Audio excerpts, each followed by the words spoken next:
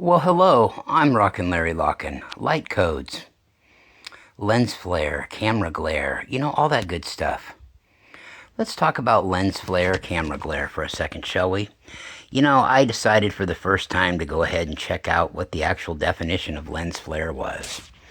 Well, apparently, according to Google, it's an optical artifact where stray light scatters inside a lens, creating bright spots, streaks, or a washed out haze across image.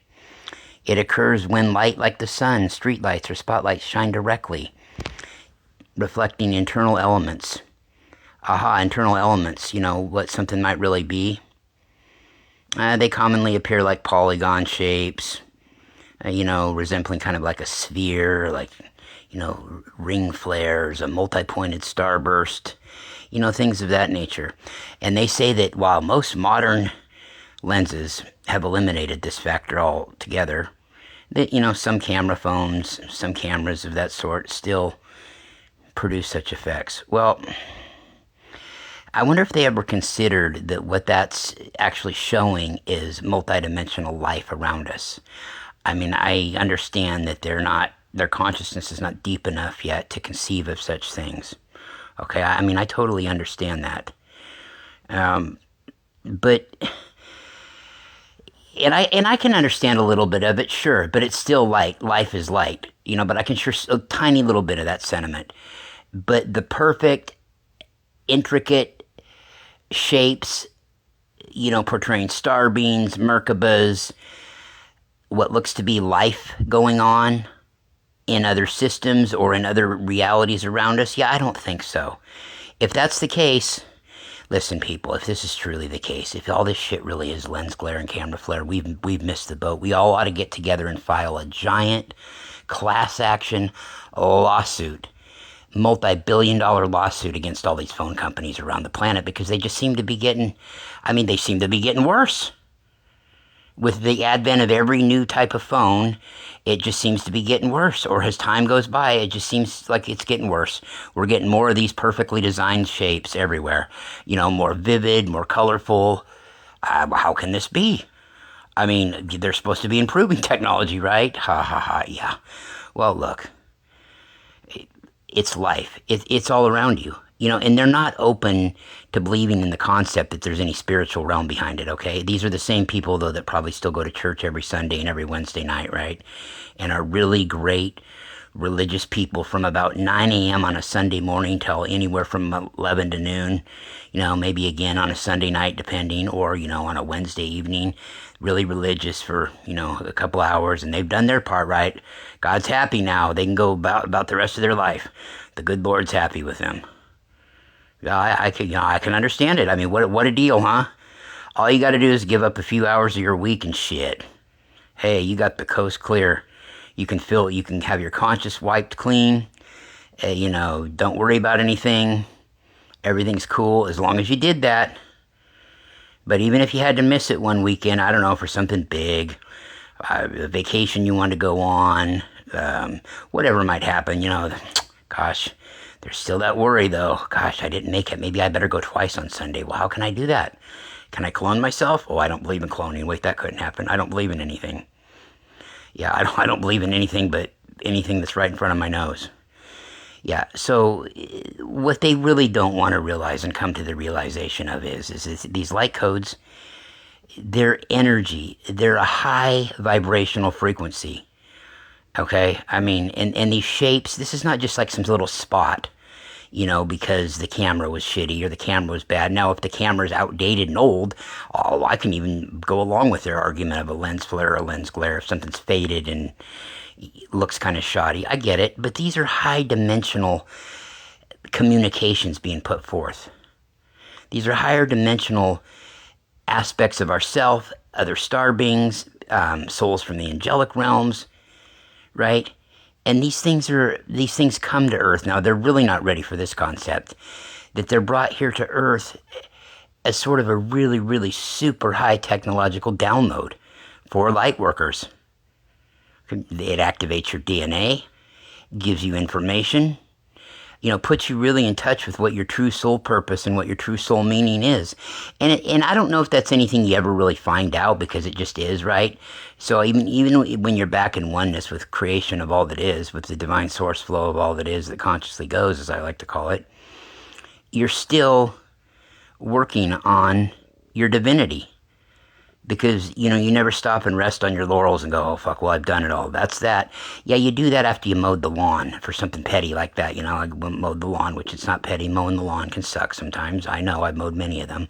And, I don't exactly feel like I'm in oneness with the source while doing it, although I try to relax like I am, right? And it does help to feel like I'm in oneness and that what I'm doing is important. And I don't doubt that what I'm doing is important. It's just boring. I'd rather be whatever. I'd rather be fucking off doing something probably not productive for anybody else, and not really even for me either. However, the fact of the matter is, these light codes are symbolic of who we are and what we can be, right? They are informational tools. They are grids. They are like, blueprints, basically, for us. Okay, they awaken dormancy inside of you. They awaken that other 90% of our brain that we supposedly don't use, which there's another thing I want to kind of talk about a little bit real quick. That, how the experts always say, well, you only use 10% of your brain, and they say maybe a real, once in a couple generational genius will use 15%, but no more. Well, there's some truth to that. The truth of the matter is, though, is that that's just the amount of consciousness we use, okay? But here's what I've been told by a couple different collectives, and this was years and years ago when I first had contacts with extraterrestrials. They said, yeah,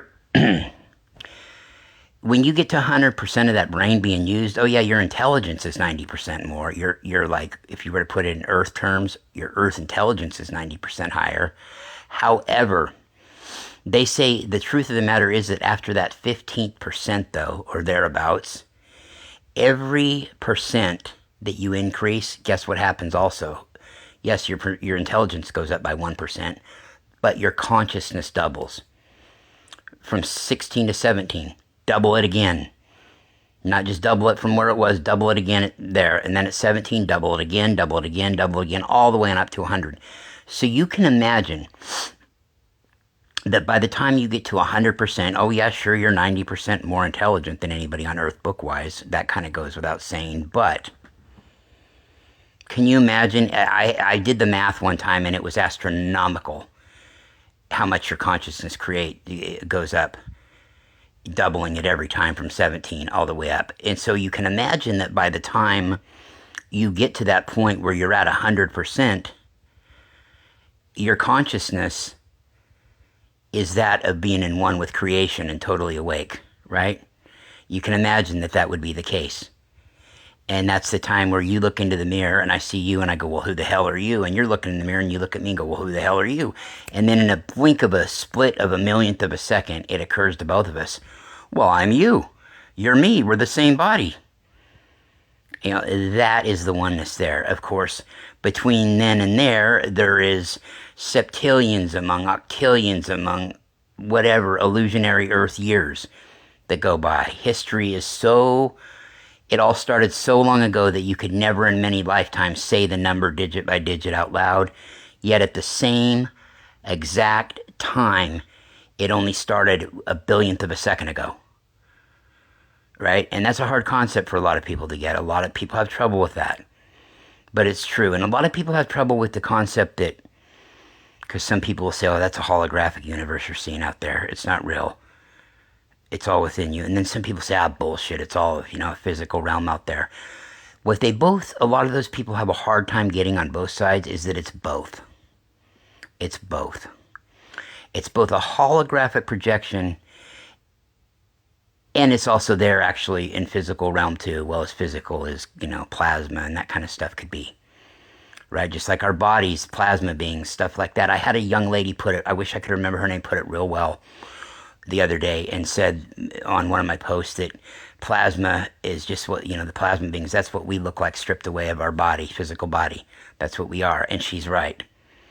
And I've known that forever, and sometimes it takes somebody to say something like that, and I'll have a way to articulate it. So I want to thank her, whoever she was. But yeah, light codes are light. Life is light. Light is information.